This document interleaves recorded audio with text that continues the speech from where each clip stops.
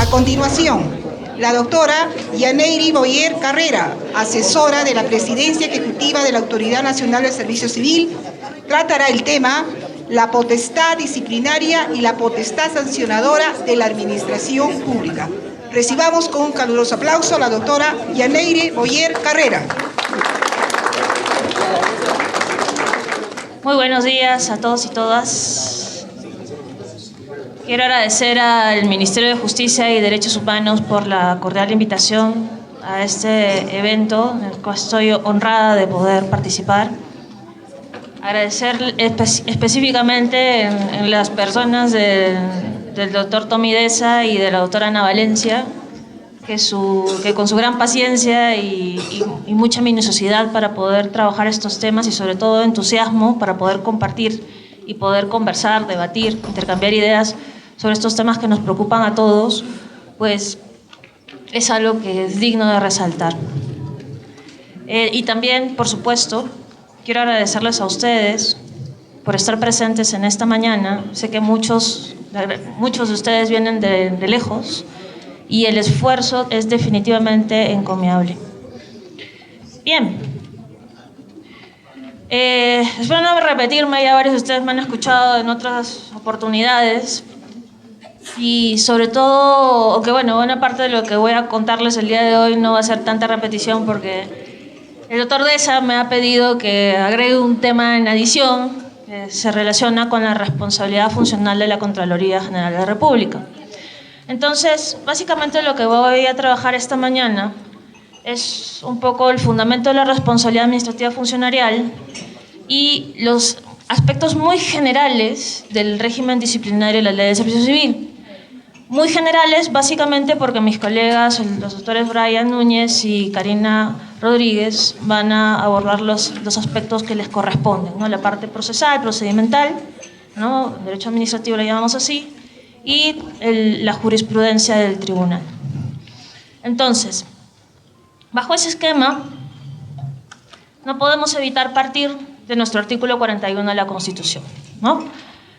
Que señala expresamente que es por ley, es decir, por reserva de ley, cómo se establece la responsabilidad de los funcionarios y servidores públicos, así como el plazo de su inhabilitación para la función pública. ¿De acuerdo? Esto es un elemento importantísimo. Luego voy a ir señalando el porqué.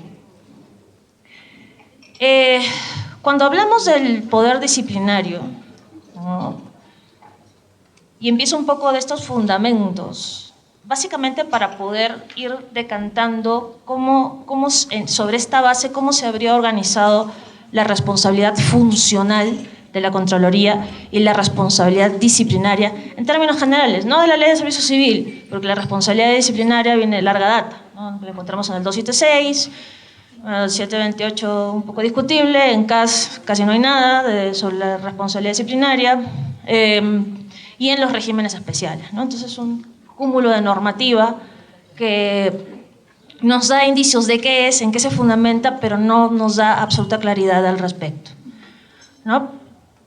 Entonces, cuando hablamos del poder disciplinario, estamos hablando básicamente de esta relación con los servidores públicos, porque recuerdan ustedes que el poder sancionador del Estado, que es uno solo, ¿no?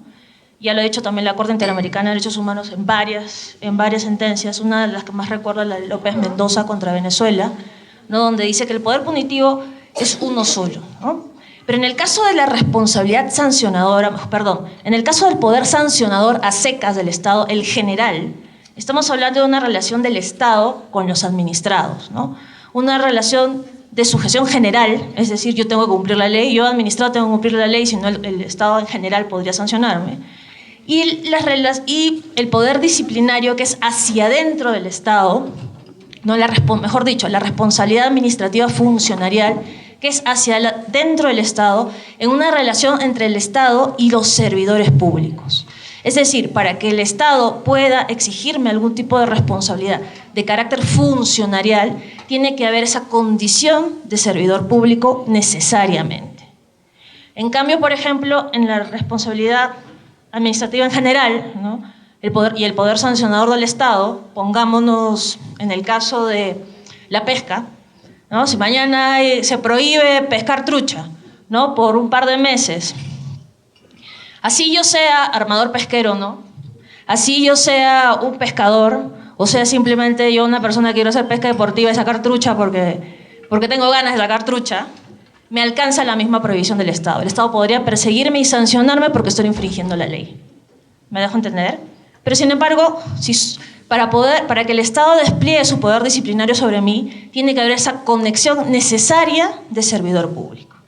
Y cuando hablamos de servidor público, estamos hablando no como en el sector privado, y eso es bien importante que lo tengamos en cuenta, porque a veces hacemos una importación crítica de las figuras del derecho privado, del laboral privado, a lo público, y no muchas veces se aplica. ¿Por qué? Porque básicamente los servidores públicos, nosotros, contamos con deberes, obligaciones, que no afectan a empleados del sector privado, y precisamente por eso es que estamos plagados, ¿no?, de incompatibilidades o obedecemos a determinados principios. Uno de los más importantes, siendo el más importante, es el de imparcialidad. ¿De acuerdo? Y por eso se nos prohíbe ciertas cosas como el ejercicio del nepotismo, ¿no? O como, si tenemos conflictos de interés con el Estado, llevar a cabo determinadas contrataciones, o tener que abstenernos de resolver en ciertos casos porque hemos prestado servicios en esa empresa o porque hemos estado relacionados afectivamente o efectivamente, ¿no?, con la persona que estaría en el procedimiento. Entonces, primera premisa, hay una diferencia entre el poder sancionador en general y el poder disciplinario en particular. Segunda premisa, hay una gran diferencia entre el derecho laboral privado y el derecho público, ¿no?, que a veces se le llama laboral público, por la condición de servidores públicos, las especiales condiciones de servidores públicos que tenemos. Bien. ¿Y cuál es la finalidad última? Y aquí quiero citar también a la profesora Miriam Ibanega, que tiene un trabajo bien interesante sobre responsabilidad disciplinaria, en relación a que la finalidad última es el adecuado funcionamiento del Estado. Ojo, del Estado, no solamente de mi entidad. ¿De acuerdo? Estamos hablando del Estado como eje supremo, de la supremacía estatal. Y precisamente por eso es que cuando, como servidor público, infringimos alguna norma y se nos impone una sanción, ya sea de suspensión o destitución, tenemos elementos que podrían determinar que se nos haga efectivo a lo largo de todo el Estado. Porque lo que se está protegiendo es el Estado, el adecuado funcionamiento del Estado, no solamente de la entidad para la cual trabajo. Por eso existe el Registro Nacional de Sanciones, ¿no? Por eso si es que en una entidad A me imponen una sanción, ¿no?, y soy, bueno, básicamente servidor de carrera, 276, 728, por las distorsiones que han habido no ocurre mucho así, es que si yo cometo una infracción en la entidad A, me procesan en la entidad A, y me imponen la sanción cuando yo ya estoy en una entidad B o C, en la entidad B o C tendrían que ejecutar esa sanción. ¿De acuerdo? Es por eso que si yo he sido destituida del Estado, me ponen una inhabilitación que se inscribe en un registro y en ninguna entidad pública tendrían que incorporarme. No solamente en la entidad en la cual se cometió una infracción. Por eso es que además, un tercer punto, es que hay un Tribunal del Servicio Civil cuyo principal cometido es hacer una unidad, ¿no?, de los criterios jurisprudenciales y poder resolver en segunda instancia sobre todos los casos de los 3 niveles del Estado en materia de empleo público y específicamente del disciplinario. Eso lo veremos más adelante con la doctora Rodríguez. ¿De acuerdo? Entonces, eso como premisas iniciales. Entonces, cuando hablamos de fundamentos del poder disciplinario, estamos hablando de todos los supuestos en los que los administrados se encuentran vinculados con la administración por una relación de sujeción especial, entendida como una acentuada dependencia que se establece a favor de un determinado de la administración pública. Bueno, esto dice el maestro García de Enterría. ¿Y qué es esto? Básicamente, el principio de jerarquía, ¿no? Recuerden que la organización del Estado básicamente ha sobrevivido y se organiza, ¿no?, en toda la estructura, incluso el artículo 39 y 40 de la Constitución lo señala expresamente, ¿no? Que el presidente de la República es el primer funcionario, los ministros, Congreso, ¿no? Congresistas de la República y así sucesivamente. Entonces, eso significa que en principio nos organizamos en función a la jerarquía. Nos organizamos en función a mandatos normativos que nos vinculan a la administración pública. Incluso en aquellos aspectos discrecionales. Me explico mejor. Si yo tengo la posibilidad de elegir qué programa social impulso más que otro, incluso en ese aspecto que podría sonar sumamente discrecional, también tengo un mandato normativo que significa que si yo estoy en el MIDIS no puedo implementar programas sociales del MIMP. ¿De acuerdo? Significa, además, que esos programas sociales tienen determinadas reglas mínimas en las cuales yo me tengo que amparar o que yo tengo que seguir para poder cumplir con mi mandato normativo. Entonces yo tengo una relación de sujeción especial con la administración pública, con las funciones que me han sido encomendadas. A eso se refiere esta situación de sujeción especial, característica del servidor público, que no es muy fuerte en otras personas, en personas del sector privado. ¿De acuerdo? ¿Qué más caracteriza este poder disciplinario? Si pudiéramos sintetizar estas características, tendríamos primero que tiene que estar presente una relación de función pública, ¿no? Segundo, que tiene que haber una conducta violatoria de deberes o prohibiciones por parte de la gente que justifica el ejercicio de la potestad. Y tercero, que tendría que haber un fin último, es decir, poder asegurar el adecuado funcionamiento de la administración pública, la supremacía del Estado que les comenté hace un momento. Para entendernos un poco más, seguir cerrando esta ventana doctrinaria. En la reciente sentencia del Tribunal Constitucional sobre la Ley del Servicio Civil, el Tribunal ya se ha decantado por una definición de lo que tendríamos que entender por función pública. Pero claro, a veces me dicen, ya, sí, pues yo tengo tal régimen, o yo soy un FAJ o soy un PAC. ¿Soy servidor público? Sí, no. Pero tengo resolución de designación. Ah, pero ella no la tiene y sin embargo está en la administración pública. Entonces, ¿qué entendemos por función pública? ¿No? Entonces, lo que ha dicho el Tribunal Constitucional en este aspecto es que la función pública no se identifica por el tipo de contrato o vínculo de un trabajador con la administración, sino por el desempeño de funciones públicas en las entidades del Estado.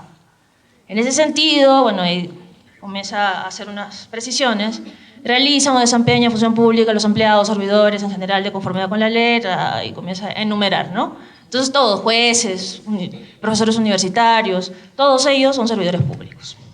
Entonces, habiendo visto un poco del fundamento de la responsabilidad funcionarial y un poco aterrizando en el disciplinario, ahora vamos un poco a la responsabilidad administrativa funcional de la Contraloría. Ojo, no voy a contarles todo el procedimiento, ni en qué consisten cada uno de los tipos, ni las faltas, porque básicamente entiendo que ustedes los conocen bastante bien, ¿no?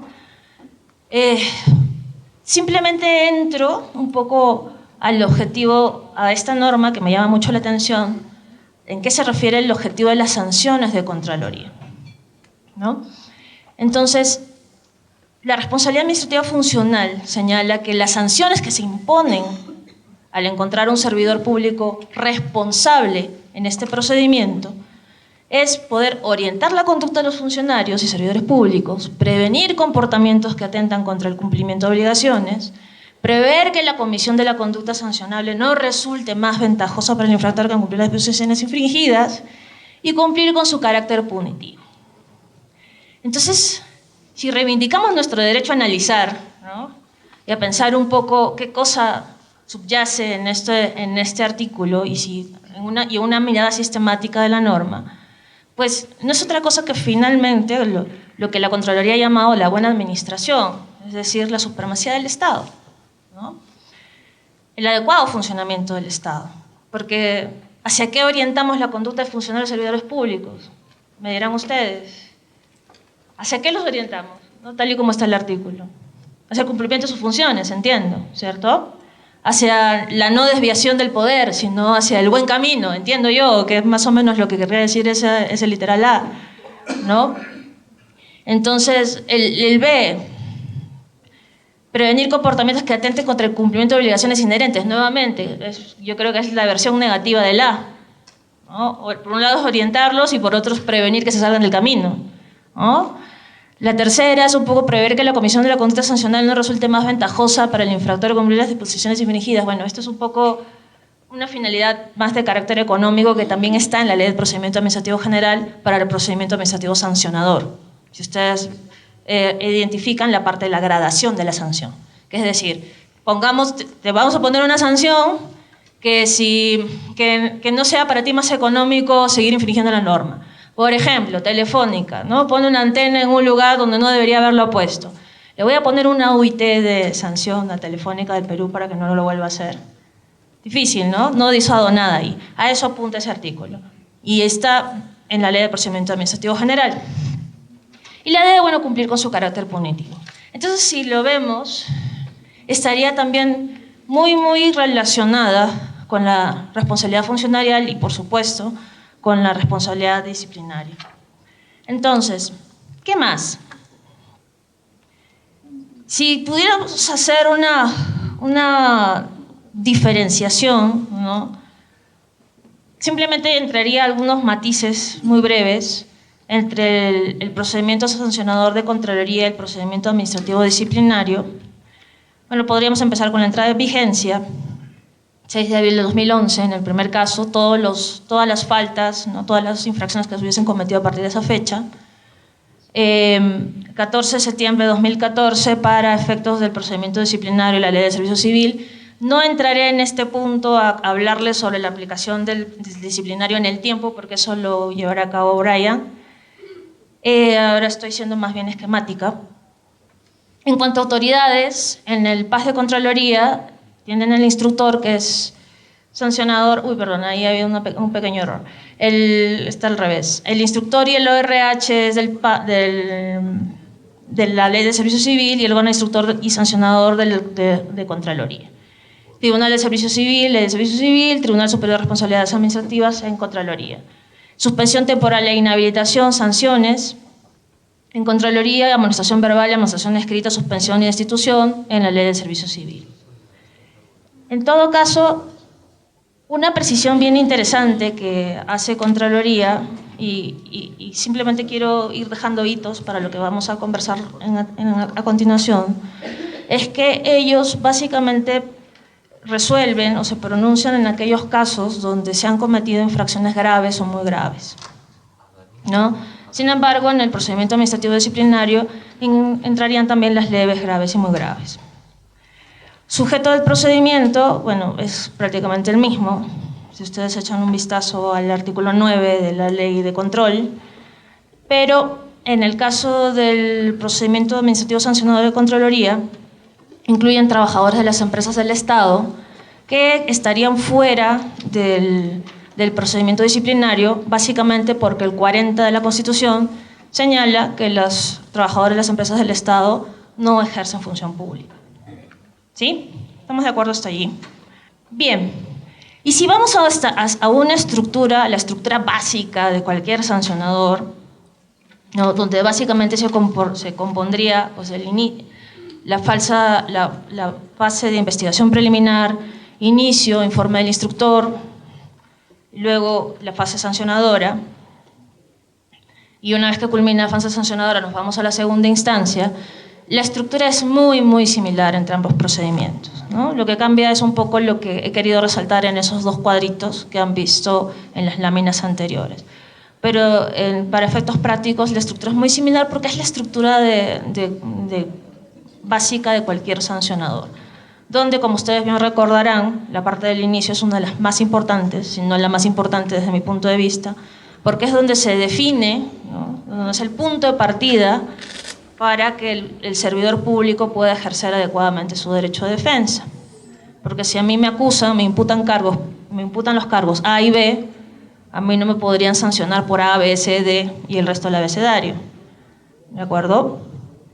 Y no solamente eso, sino que en esa etapa de inicio pues tiene que estar adecuadamente comunicada y tienen que a mí, servidor público, informarme realmente qué cosas, qué comportamientos míos serían subsumibles en la norma, en la falta que me estarían imputando, para decirlo en buen cristiano. Es decir, ¿qué cosa de lo que yo he hecho, por las cuales yo he hecho, el Estado me va a perseguir o me tendría que perseguir? Entonces, en ese sentido es muy importante poder detallar, decir, oye, ¿sabes qué? Tú dejaste morir a un paciente en el quirófano, ¿no? Porque le aplicaste una dosis de anestesia mucho mayor a la permitida según el protocolo. Y esa conducta que tú habrías cometido se subsume en el tipo de negligencia, en el ejercicio de las funciones. ¿Estamos de acuerdo? Entonces, es una de las etapas más importantes del procedimiento porque nos permiten a todos los servidores públicos ejercer adecuadamente nuestro derecho de defensa. Bien, estructuras similares. Entonces, aterrizando un poco más en esta relación entre paz y paz, si lo que estamos viendo, o mejor dicho, si la premisa es que las estructuras son similares, que las faltas son más o menos similares con algunos matices, entonces, ¿cómo tendemos un puente entre el procedimiento administrativo sancionador de la Contraloría y el procedimiento administrativo disciplinario de la Ley de Servicio Civil, que ahora sería el aplicable? Pues recordemos que hay un mandato del 203.10 que habla del non bis in idem, ¿no? Que prohíbe la duplicidad de sanciones por los mismos hechos, los mismos fundamentos respecto a una misma persona. Y recuerden ustedes que lo más importante de este principio no es la sanción propiamente dicha, porque podría ocurrir que te sancionen 2 veces por los mismos hechos. Por ejemplo, en Indecopi, todos ustedes conocen qué ocurre en Indecopi. Si yo mañana saco al mercado una botella igualita a la de Coca-Cola, ¿no? Y pongo Coca-Cola o pongo Coca-Cola diciendo producido en San Martín de Porres, Lima, Perú, ¿no? Es como un producto mío. Entonces la Coca-Cola no solamente me va a poner una demanda millonaria por protección del consumidor porque estoy engañando a los consumidores, sino también por infracciones a las normas marcarias, incluso por infracciones a las normas de salud, porque han descubierto que mi laboratorio es clandestino de la fórmula de Coca-Cola, ¿ah? Entonces, y probablemente el Indecopi me ponga todas esas sanciones, ¿ah? Entonces, recuerden ustedes que en el non bis in idem podemos encontrarnos entre los mismos hechos, ante el mismo sujeto, y la administración pública podría sancionarme 2 veces. Lo que importa es la identidad fundamento, el fundamento jurídico, el bien jurídico protegido. Entonces, aquí sería discutible que existan bienes jurídicos protegidos, distintos, en ambos ordenamientos. Bueno, la Contraloría afirma que sí. No sé si ustedes conocen el acuerdo de Contraloría, el 01-2013 SG. ¿Lo conocen ustedes? ¿Sí? ¿No? El acuerdo de Contraloría. Bueno, en todo caso, para quienes no los conocen, los cuento un poco. Mediante un acuerdo de Contraloría, la Contraloría General de la República hizo un análisis un poco ante ambos tipos de responsabilidades y al final hace una tabla, ¿no?, en relación al fundamento jurídico, ¿no? Porque lo que procura acreditar la Contraloría es que habría un fundamento jurídico distinto entre la responsabilidad disciplinaria y la responsabilidad funcional. Entonces, concluye la Contraloría que en el caso de la responsabilidad disciplinaria lo que habría únicamente es una relación subordinada entre el servidor público y el empleador, ¿no? Mientras que en la responsabilidad funcional lo que hay es lo que se está protegiendo es la buena administración y lo que se estaría protegiendo es la relación entre el servidor público y el Estado. Que en el régimen de Contraloría además estaría protegiendo el adecuado uso de los recursos públicos. Y en el caso de los servidores civiles, en el régimen disciplinario, básicamente que cumplan sus funciones que han sido encomendadas por el empleador. Entonces, discutible, ¿no? Es discutible. Entonces, en consecuencia, ellos concluyen que los vocales del tribunal concluyen que no solamente ellos podrían, si hubiese un procedimiento disciplinario iniciado, ellos podrían iniciar también al mismo tiempo uno de responsabilidad funcional, sino que si hay un procedimiento disciplinario concluido, ellos podrían nuevamente volver a iniciar un procedimiento funcional por los mismos hechos.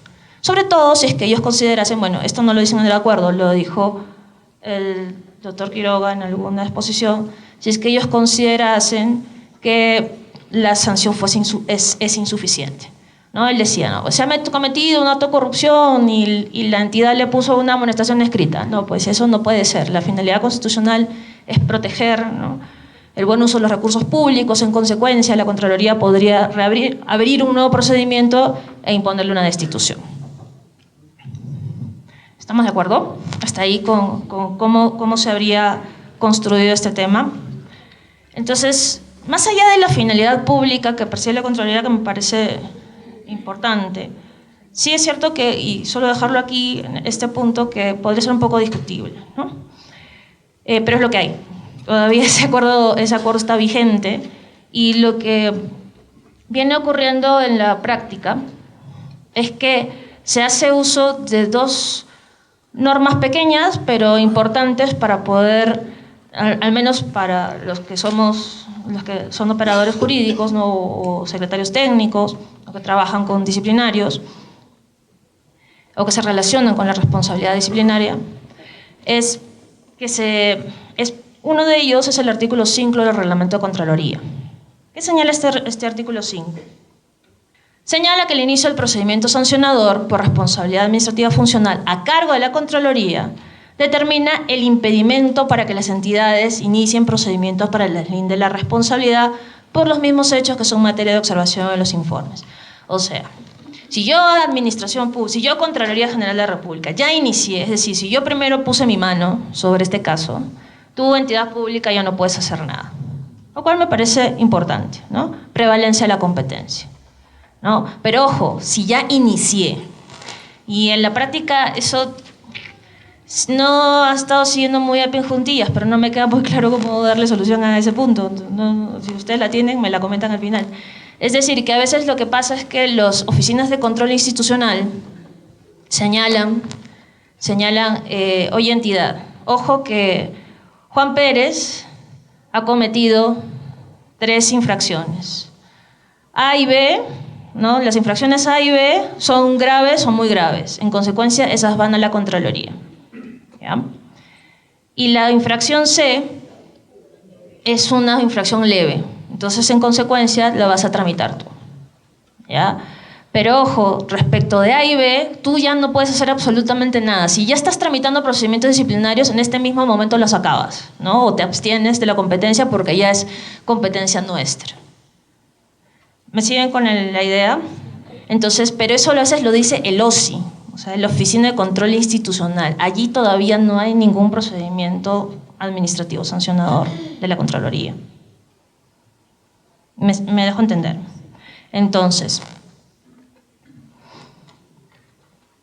lo que podría decirles en este punto es que hay 3 supuestos, ¿no? 3 supuestos donde podría intersectarse ambas competencias. El primero es que no haya ningún procedimiento en este momento, ¿no? Que están los hechos, está el sujeto, pero todavía ni la Contraloría ni la entidad ha iniciado ningún procedimiento. Desde mi punto de vista, sería quien tendría la competencia para poder impulsar el procedimiento administrativo sancionador por responsabilidad funcionarial, en términos generales, ya sea disciplinaria o funcional. ¿Me dejo entender? Entonces, segundo supuesto, que la Contraloría inicie procedimiento de responsabilidad funcionarial y justo en la entidad están en plena investigación y está por iniciar, pero ya inició la Contraloría. Ni modo, tienes que suspender tu investigación y aguardar a ver qué cosa dice la Contraloría. Tercer supuesto, en relación a los informes de control, ¿no? En los informes de control O sea, ojo, no hay ningún procedimiento todavía. Es más, la entidad ni siquiera se ha enterado de que ha habido una infracción, ¿no? Entonces, en ese supuesto, en un informe de control se le dice a la entidad: oye, entidad pública, Juanito Pérez ha cometido estas infracciones, respecto a las leves, encárgate tú, porque yo, Contraloría, solamente voy a ver las graves y muy graves. Entonces, la entidad pública, en principio, tendría que iniciar procedimiento disciplinario, pero ya durante el procedimiento disciplinario identificará, pues, con las pruebas, si es que realmente se habría cometido una infracción, ¿de acuerdo? Una falta. ¿Estamos de acuerdo hasta allí?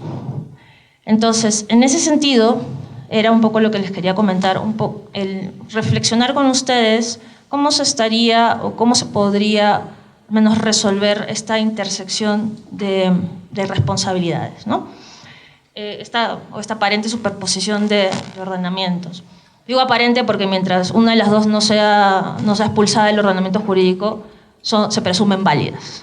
¿Estamos de acuerdo? Conformes a la Constitución. Entonces, simplemente para cerrar este punto, les comentaría que la OSD, ¿no? La Organización para la Cooperación y el Desarrollo Económico, ha desarrollado un informe, un estudio de integridad de todo el Estado peruano, y ha señalado que la responsabilidad disciplinaria es una de las patas más importantes para que consideremos que los ciudadanos están confiando en sus servidores públicos, ¿no? Si funciona bien, lo que tendría que tener como consecuencia es que se disuada la comisión de más infracciones o de muchas infracciones, que disminuyan en todo caso, y que la ciudadanía pueda confiar en su administración pública.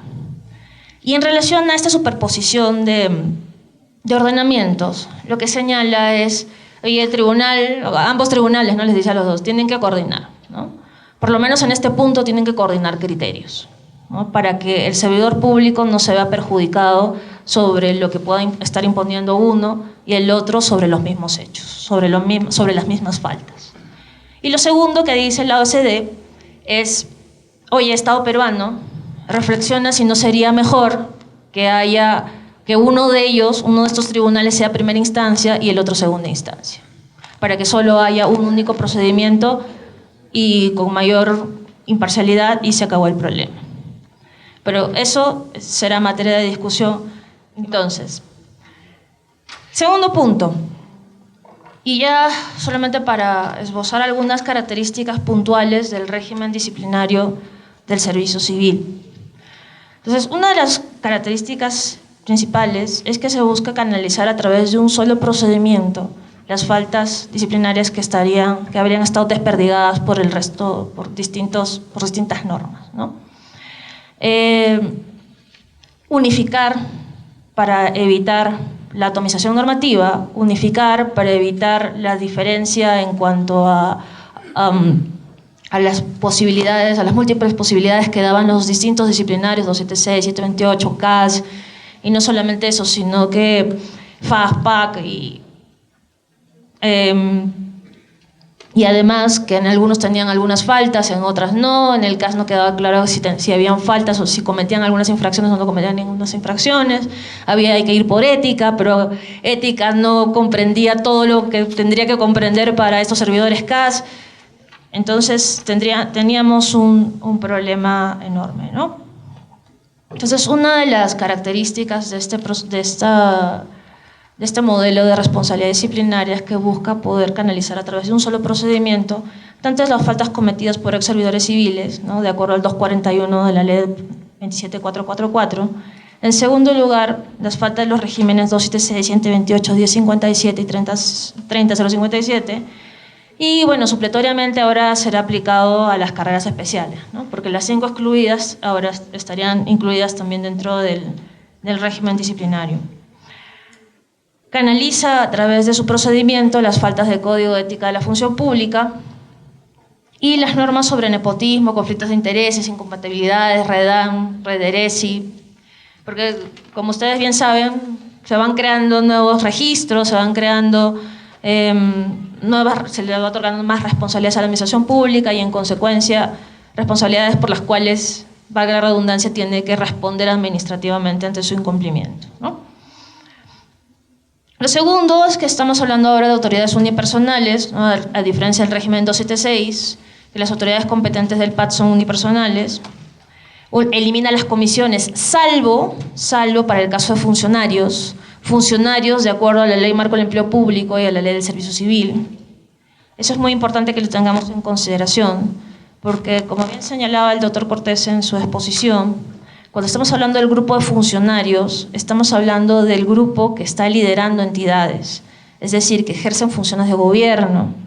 Y precisamente por eso los funcionarios, la gran mayoría está sometida a responsabilidad política, han sido elegidos por confianza, han sido elegidos por elección pública representativa, es decir, por voto directo, ¿no? Congresistas, alcaldes, consejeros regionales, o han sido elegidos por algún tipo de votación calificada predeterminada en la propia Constitución, ¿no?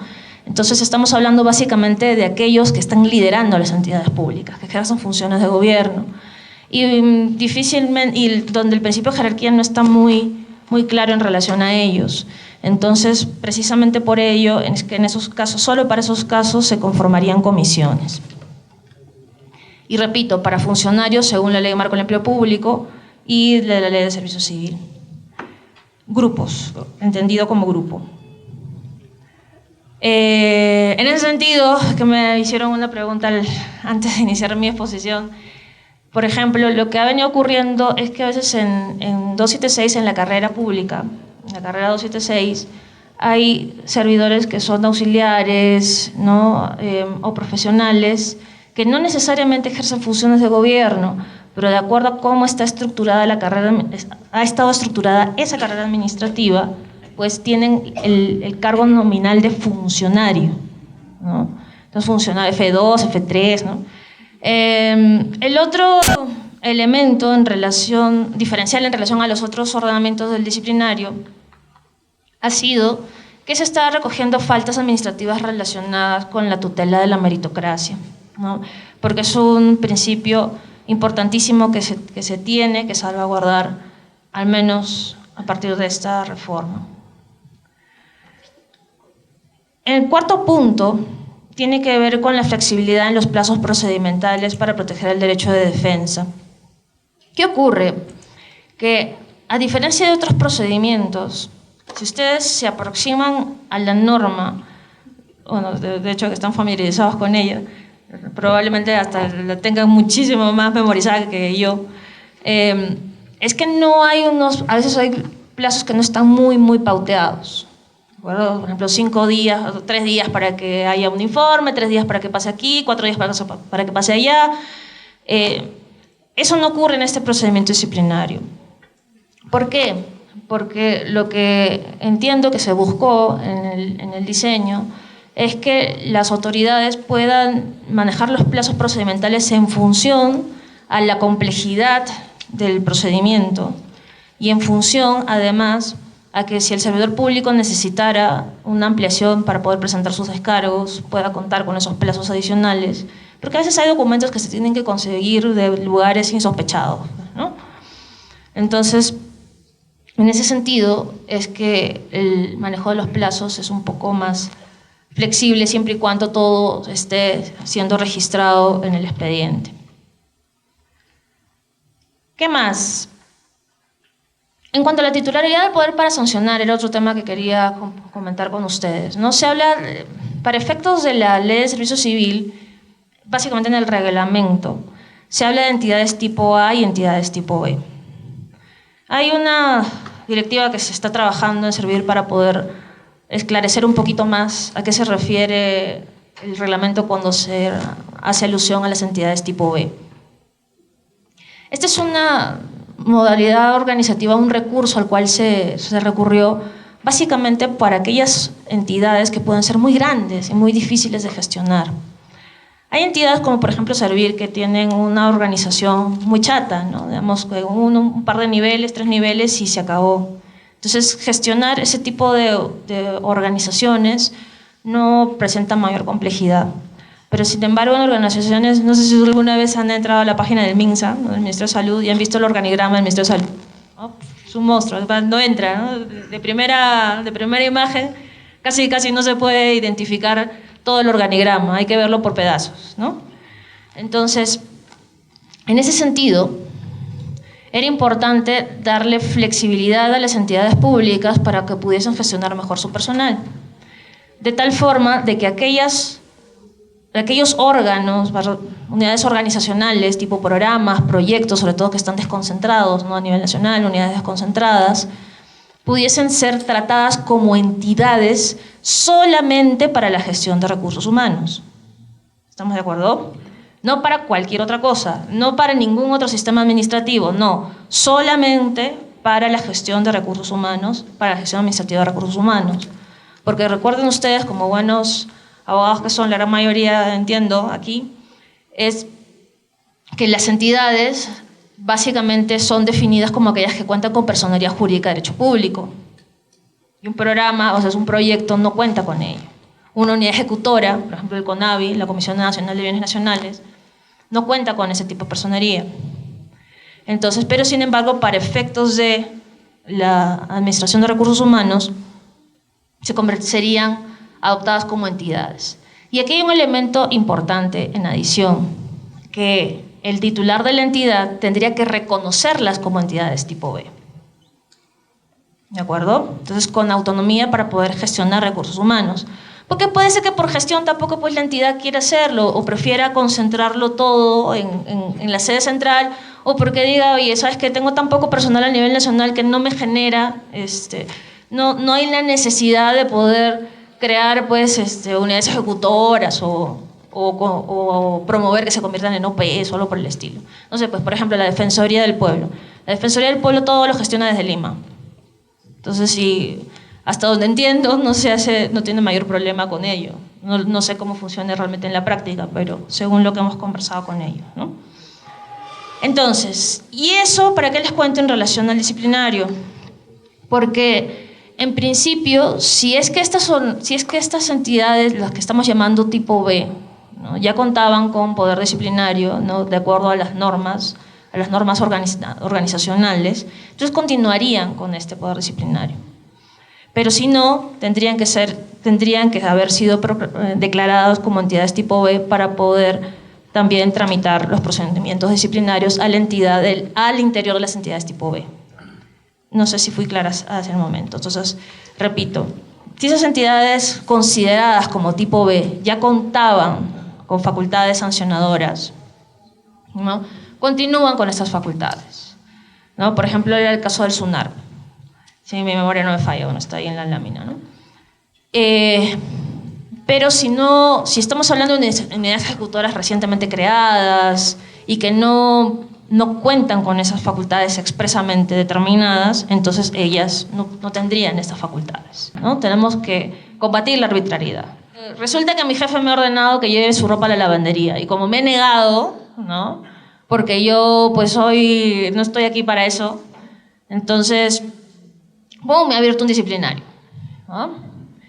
Entonces, claro, disciplinario no está para vendetas personales, ¿no? El disciplinario tiene una finalidad específica y una de las maneras más importantes de poder ayudar a cumplir con esa finalidad es la motivación, ¿no? Es poder identificar si realmente, no solamente si realmente se cometió la falta o no, sino que hubo algún atenuante de esa falta o si hubo algún eximente de esa responsabilidad. Pues si mañana hay un terremoto, si en este momento se cae, toquemos madera, ¿no?, hay un terremoto y se cae este edificio, ¿no?, definitivamente el OGA del gobierno regional va a tener que adoptar medidas urgentes para poder salvaguardar la vida, la integridad o la salud de muchos de nosotros que podríamos estar afectados por este terremoto, ¿no? Y probablemente esas medidas urgentes no se encuentren contempladas en la Ley de Contrataciones del Estado, ¿no? Entonces estamos hablando también de la posibilidad de evaluar atenuantes o eximentes. ¿Y por qué? Ya que está de moda o ya que estamos en pleno proceso electoral, ¿no?, si por ejemplo un servidor público comete una una falta contra la neutralidad política, ¿no? Recuerden ustedes, neutralidad, ¿no? Principio de neutralidad. Entonces, no será lo mismo si este servidor es un director general, ¿no? Que si es el ayudante, el ayudante del conserje, ya ni siquiera el conserje, el ayudante del conserje quien infringe esta norma. No será lo mismo si está repartiendo un volante de que si ordena a toda la dirección general a disponer las unidades móviles para apoyar a un determinado candidato, ¿no? O si obliga a todo el personal a acudir a un mitin político, ¿no? Y tampoco será lo mismo, por ejemplo, y yo he visto papel, que ha sido una cosa curiosa, que si mediante memo, ¿no? Me dicen a mí, doctora Yaneri Boyer, se le cita, ¿no? el día viernes en las canchas deportivas a las 9 de la mañana porque va a ser un día de confraternidad, ¿no? Vamos a cerrar la entidad ese día, no vamos a atender al público, usted no va a tener que estar en su área ese día. Así que véngase, ¿no? Y claro, y si no viene, eso será materia de responsabilidad para todos los servidores que no concurran. ¿Voy o no voy? ¿No? Y si voy, ¿soy responsable administrativamente o no? ¿O es responsable mi jefe? ¿O el que emitió el memo? ¿Cómo evaluamos eso? ¿No? Entonces, por eso es muy importante la responsabilidad que tienen quienes evalúan estos procedimientos para poder tener muy en cuenta los hechos que rodean al caso. Y precisamente por eso, porque no estamos hablando de una responsabilidad objetiva, sino recuerden ustedes que el Tribunal Constitucional ya ha hablado de responsabilidad por culpa, es decir, tenemos que evaluar en los casos concretos qué es lo que ha pasado para poder determinar si realmente tiene que haber sanción o no. Y bueno, finalmente esto para comentarles de las sanciones de la amonestación verbal, que hay muchas preguntas sobre este aspecto. La amonestación verbal no se registra, ¿ya? Solamente la amonestación escrita, suspensión y destitución. No se registra en el legajo. Es una llamada de atención que da el jefe según corresponda, la autoridad sancionadora al servidor público responsable. Y en relación al tratamiento de las denuncias, simplemente recordarles que estamos hablando de terceros que no se encuentran legitimados dentro del procedimiento disciplinario para ser partes, ¿ah? Entonces, en ese sentido, cualquier persona puede colaborar con la administración pública y presentar una denuncia. Al mismo tiempo, eso significa que no se convierte en parte del procedimiento. No es que yo, autoridad administrativa, si decido iniciar un procedimiento disciplinario, yo tengo la obligación de comunicarle al denunciante cada pasito que doy en relación a ese procedimiento disciplinario. ¿Me dejo entender? Eso solamente corresponderá al servidor público o a los servidores públicos involucrados en el procedimiento y a los cuales se les ha imputado las faltas, la aparente comisión de las faltas. El denunciante, pero sin embargo, si bien es cierto, sí como administración pública tenemos la obligación de ser transparentes y tenemos la obligación de contestar a este denunciante qué cosa hemos hecho con su denuncia. Y decirle, mire señor denunciante, en este caso hemos abierto procedimiento disciplinario. O señor denunciante, mire, en este caso, dado que no se habían reunido todas las pruebas necesarias para poder instaurar el procedimiento, no se abrió. O sabe que señor denunciante, finalmente este señor se ha ido y hay que informar. ¿De acuerdo? Tenemos ese deber de informar. Y eso era un poco lo que quería comentarles. Pero antes de terminar, digamos, sí creo importante comentarles dos cosas, ¿no? Una de ellas tiene que ver con la importancia de tener claro para qué existe el disciplinario o para qué existe este tipo de responsabilidad administrativa funcionarial. No existe para poner en jaque a quien no me cae, ¿ya? No existe para poder perseguir a los servidores porque incumplió el pie de página de la directiva número 1870 de la administración, ¿no? O sea, para colocarnos en la estricta literalidad, ¿no? En el manejo de la estricta literalidad normativa, ¿no? O sea, recuerden ustedes que como Estado tenemos una responsabilidad de poder desplegar estos recursos del Estado para poder perseguir a aquellas personas que realmente están afectando los intereses del Estado, que realmente están afectando el interés público, que realmente están afectando la confianza de la ciudadanía con su comportamiento. ¿Sí? Entonces, eso es muy importante reflexionar al respecto, ¿no? Y creo que cerraría con un ejemplo que a veces yo les doy a mis alumnos en clase, que es sobre, imagínense ustedes, por un momento, ¿no?, que son policías de tránsito en un sitio donde, bueno, es que yo en Lima suelo decir en Corpa, ¿no? 8 de la mañana, puede ser un infierno. No sé aquí en Cusco, pero imagínense la zona la más transitada, donde suenan los claxons horriblemente a determinada hora de la mañana, y que ustedes son el único o la única policía de tránsito en ese momento ahí. Los han dejado solos. Había una emergencia en otro lado y los han dejado solos. Ustedes saben que por infracciones de tránsito, una infracción de tránsito es faltarle el respeto a la autoridad. Y a veces tocar el claxon de modo desproporcionado ante una orden de la policía puede ser considerado como una falta de respeto. Entonces la pregunta es, ¿ustedes dejan de dirigir el tránsito para ir y ponerle papeleta a cada una de las personas que están en los autos? La mayoría de ustedes mueven la cabeza, ¿no? ¿Y por qué? Si están cometiendo una infracción administrativa, ¿por qué no lo hacen? Porque están salvaguardando un bien jurídico mayor en ese momento, ¿verdad? Entonces, esos son términos en los que tenemos que pensar. Por eso es que la motivación es tan importante, ¿no? Por eso es que poder comprender el lado holístico o la finalidad de este tipo de responsabilidad es tan importante, y por eso les doy las gracias por estar esta mañana aquí reflexionando conmigo sobre estos temas.